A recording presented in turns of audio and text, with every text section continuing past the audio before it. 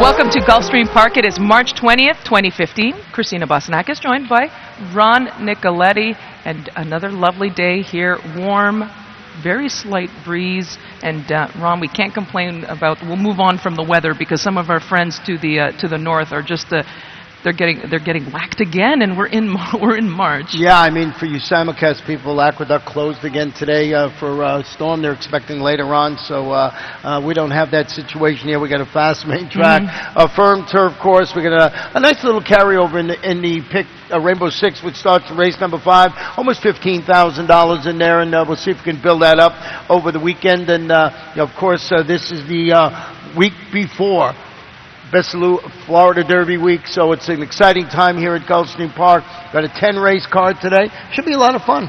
Yeah, a couple of big horses, one of them including Upstart, who won the Holy Bull here, Lamb Home South Holy Bull, and he's going to likely be working this weekend, possibly tomorrow, it may be Sunday. So it'll be exciting to see some of those horses putting in their final major tune-ups for the Besalú Florida Derby next weekend. So Ron, we do have a 10-race card here today. Let's just jump into it, and we kick off with a 30,000 claiming event, and it is a mile on the main track, and number 6 is my top selection, Ron. It looks like your top selection as well. Just got out, Marcus Vitali, and ran 7 furlongs. So we're going a little bit further this time, but this filly, she's 2 for 2 at the distance. Yeah, she's never been beat at the distance. Want to show you her last race here. You know, she was she had a little trouble at the gate here, and you'll see at the start she's the number 2 this day, and she just goes and stumbles down. And as it progresses, as you go to the pan shot here, you'll see this horse just, gets shuffled back. What she had to do in that race, she had to go 5 wide and finish third in that, to finish 5 wide in that race. So I just thought that was a pretty good performance, and thus on the board now, very early in the wagering, she's up there at even money, and a logical choice, I think, in the opener. We both had the 2 acquisition the third, and I closed it out with the 4 Treve Chic, and this one, from the Christine Janks barn. I thought the horse was spotted right. I think the horse that you probably want to throw onto your ticket in that one, number 7, and that's the Bears Gem, Brendan Walsh. Brendan Walsh, he does such a good job. And if you look, big dropper, this filly is dropping. The last race, or this mare, she ran behind a horse named Wildcat Lily. She's a stakes caliber. She was running grade 1 stakes, so she ran in the slop, didn't really show anything that day. I think a fast main track is going to suit her just fine, and that's number 7, Bears Gem.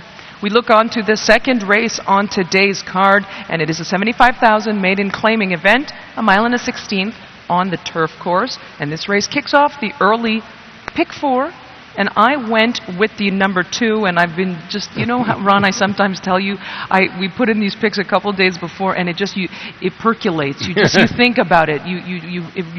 And I'm just thinking, I think I made a mistake. But anyways, number 2, that's Biamonte, and a couple of on-the-board finishes in 3 of her latest starts. She did take money last time, Ron. I thought it was a pretty good effort last time. That was going a mile. But she's proven that she can run at the distance. Numbers-wise was the reason why I put her in here. Yeah, she looks like she responded favorably to the Lasix last time out. But I did go with the number 7, General Ann. This one's going to stretch out to a mile and a 16 today. Was a little bit slow in that start. Had a 5-wide trip. Finished 4th. And that was in her 7.5 furlong debut. Chad Brown, 35% with his maidens making their second start. And this is a horse that when you watched his first race, you just knew there was a lot of upside to come, and thus put it on top of my ticket. Biamonte, for all the reasons you mentioned. And then when I closed it out with the 5, came up Rosie, stepping up, stretching out.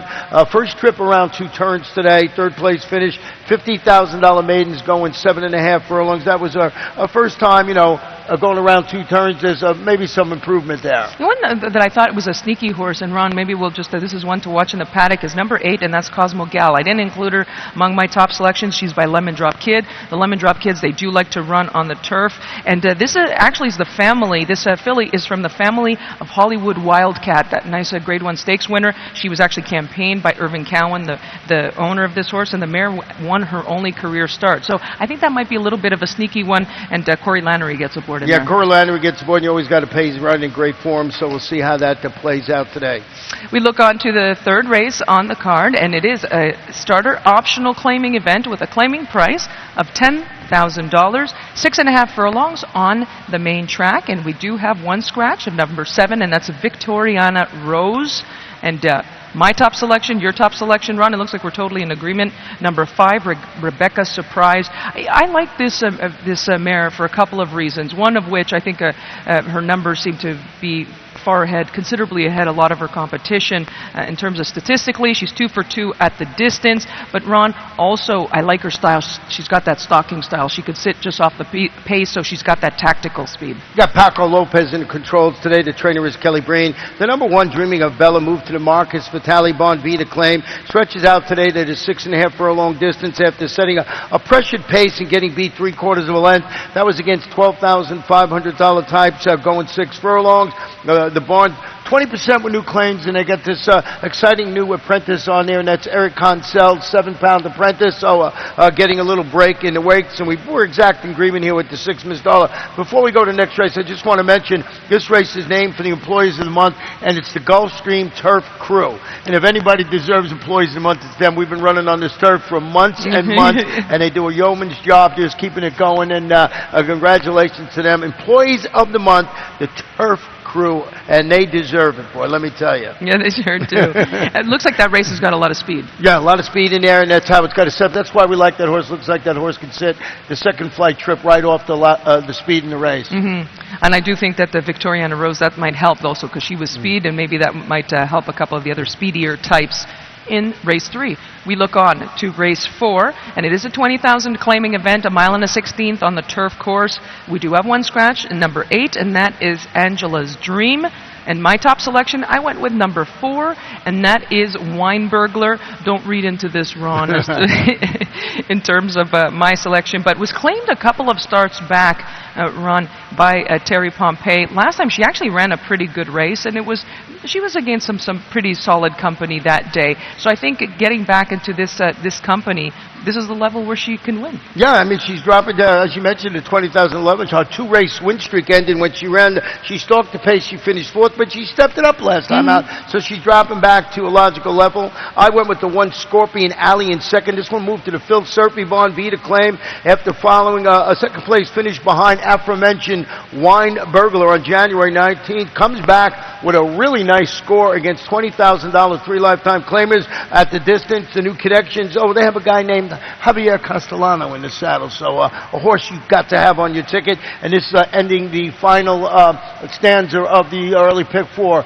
No, that's it. It's the next to last. The next to last stanza of the pick 4. And I actually threw in number 2, and that is Bossy Gal. And she's been so consistent, Ron. Second place effort last time. She came out. She was sitting just behind a pretty slow fractions in that latest race, 25, 50 and change, and so I thought she ran a pretty good race, and I think she got to the front and just got a little bit late, but I think she's going to be tough in here too. Yeah, Jesus Rios will be in the saddle again today, so a logical horse to have on your ticket. Did put it in 3rd. We're going to come back in just a moment, folks, and we'll have a look at today's 5th race that kicks off the 20-cent Rainbow 6. Gulfstream Park is one of Florida's top entertainment destinations, mixing restaurants, clubs, a casino, and international boutique shops with world-class racing. In a lavish, sun-drenched setting with the feel of a Mediterranean village, Gulfstream is a leading year-round entertainment and tourist destination and the home of luxury residences in 2014. The Stronach family, owners of Gulfstream Park, is committed to the sport of thoroughbred racing and the grace, spirit, and generosity of the horse. The Rainbow 6 is back and it's better than ever. Now with a 20-cent base wager, it will expand the market for the popular bet.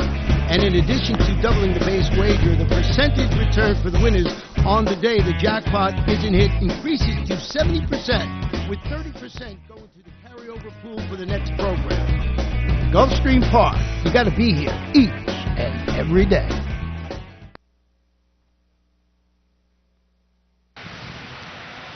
Welcome back to Gulfstream Park. We're going to have a look at today's 5th race that kicks off the 20-cent Rainbow 6. And Ron, we've had a couple of, the Rainbow 6 has been hit a couple of times in the last few weeks, hasn't They hit it all the time. Yeah. They finally figured it out. It lasts about 5, 6, 7 days. It gets up to like $200,000-$300,000. But with that said, last week it was hit for $1 million.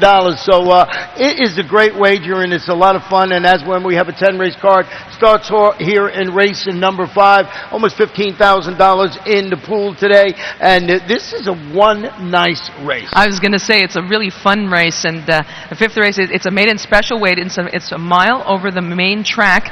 And Ron, I went with number 6, and that is Charming Delilah. This is a 4-year-old daughter of Stephen Got Even and the mare Sugar Swirl. She was a nice little stakes filly for Stronach Stables. That is Frank Stronach. And so she was just a nice filly for the operation. First time going a route of ground, and for the pedigree, I think that would fit. And also, Ron, why don't we take a look at Charming Delilah? Last time out, we're getting the head-on of her coming out of the gate, and she got off to a bit of an unsteady start here, and we see her. Yeah, she got shuffled back, and they kind of closed in on her, and she just got now she finds herself at the back of the pack. But I think she actually ran. I think was a pretty decent effort. She was beaten 8 lengths. The winner that day, Wind Racer. Nobody was catching that horse on that occasion, but I think she ran an okay race. Yeah, and the trainer Sid Tartan, he's pretty good with this kind of freshening. Hasn't run. It's in that 61 to 180 day window. He's, as I mentioned, 20%. But I did go with the number 3, Samantha Nicole. This is a $700,000 daughter of Medagliadoro. Is making her 4-year-old debut, the first start. You look at that race. She set the pace. She tired late. She finished 4th. It was a really nice race. It was a 9-furlong maiden race. It was up at Saratoga last August. Trainer Kieran McLaughlin.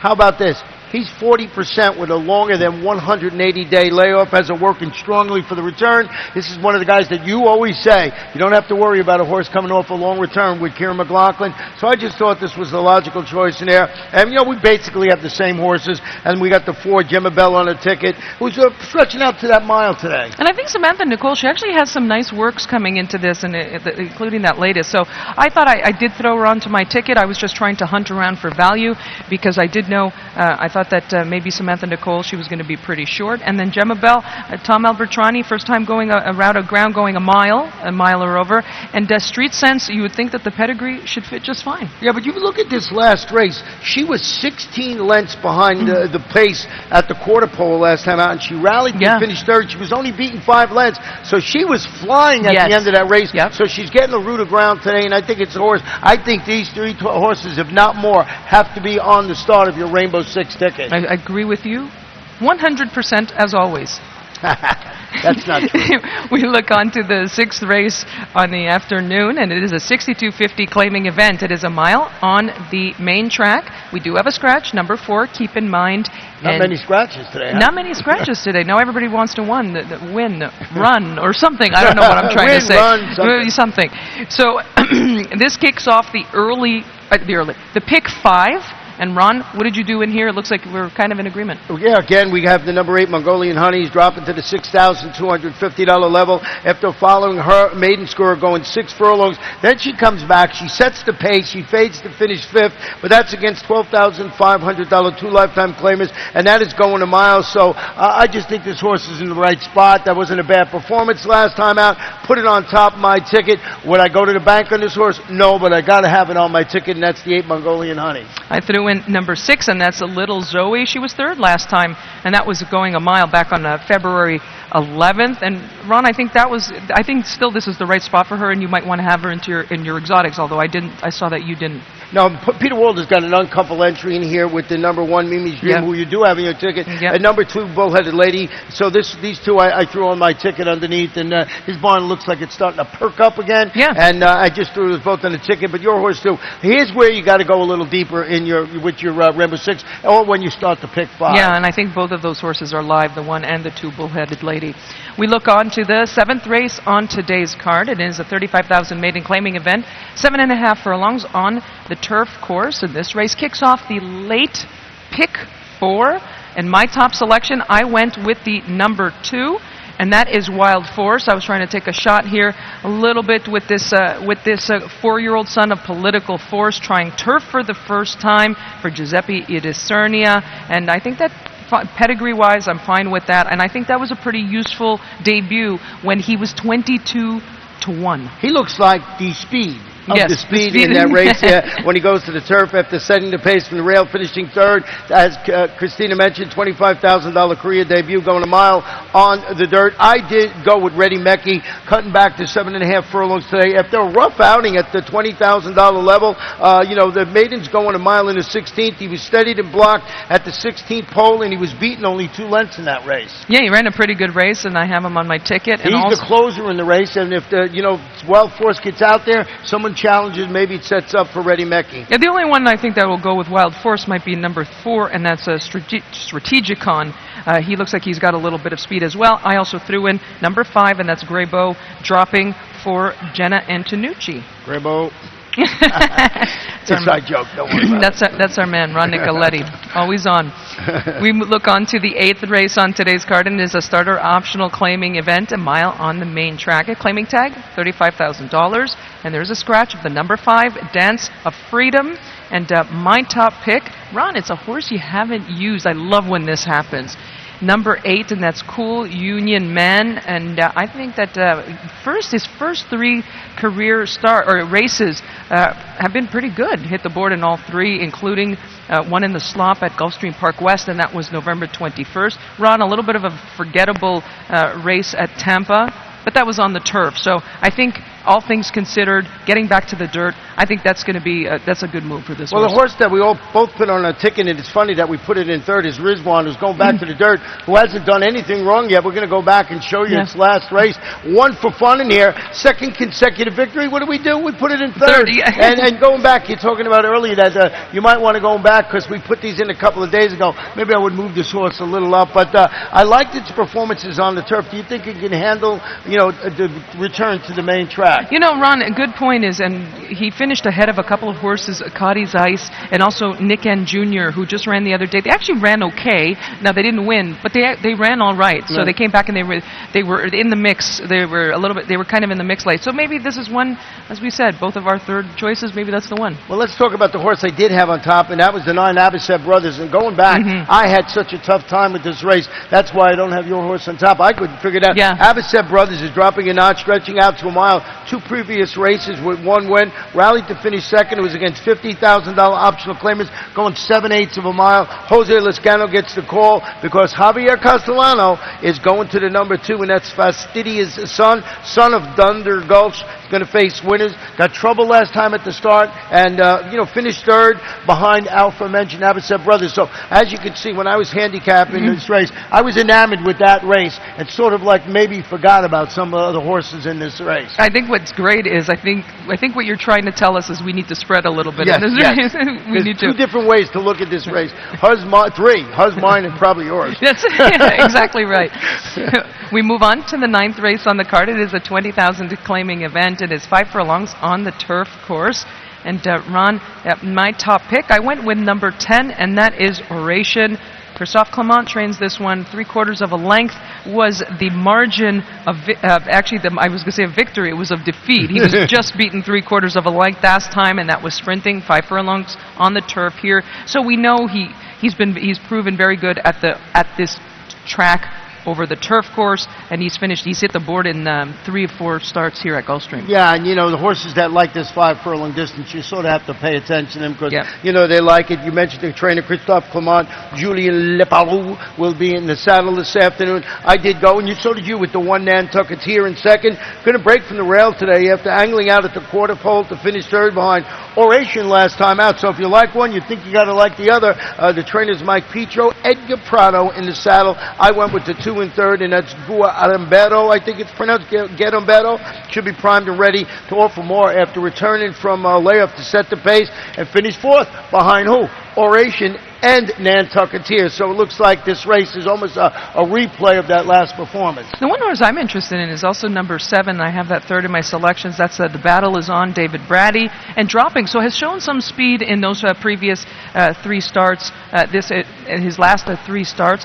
And Ron, but that was at a mile and a 16th. Now he's dropping to the 5 furlongs. So it'll be interesting to see in terms of tactics. He just couldn't. It looked like a mile was probably too far for him, but I think he might be. Maybe the 5 furlongs is where he wants to be. And but those 5 furlong races are just not rubber stamped. You know, I picked horses that ran against each other last time. A lot of times these horses take chances beating each other at the distance. Whoever gets the best break, whoever has the best post position. Lots of things going on. They only have 5 furlongs to make these decisions. Yeah, and the battle's on, dropping from 30,000 claiming to 20,000 claiming company today.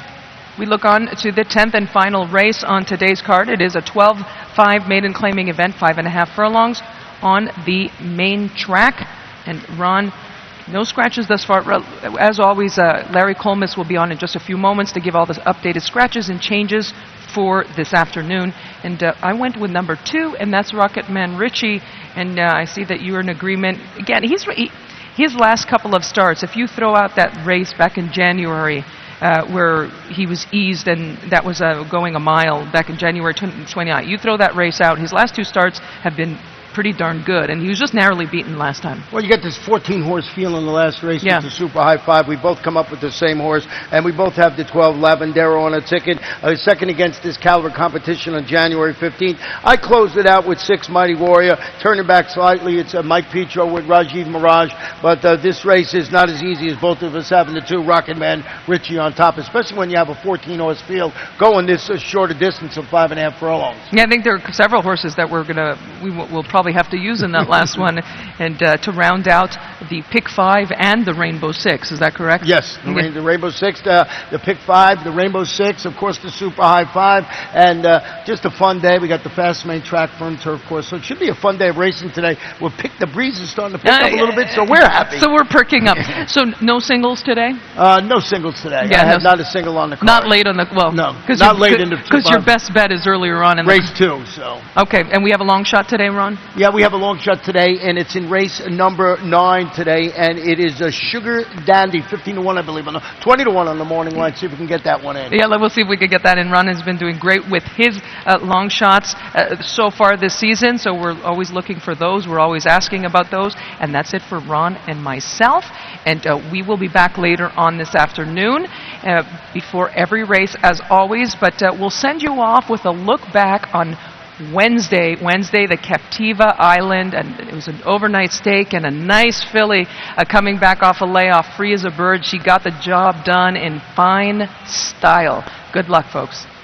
On the lead just ahead of Indian Splendor. Runway Ready is next. And then comes Tiz Gale, Gallop Out Town, Free as a Bird's in traffic behind horses and just steadying hard as Free as a Bird. No place to go at all. Is going to swing up on the far outside. Would have to fly from here, but here she comes. Can she get up on the outside? Here comes Free as a Bird.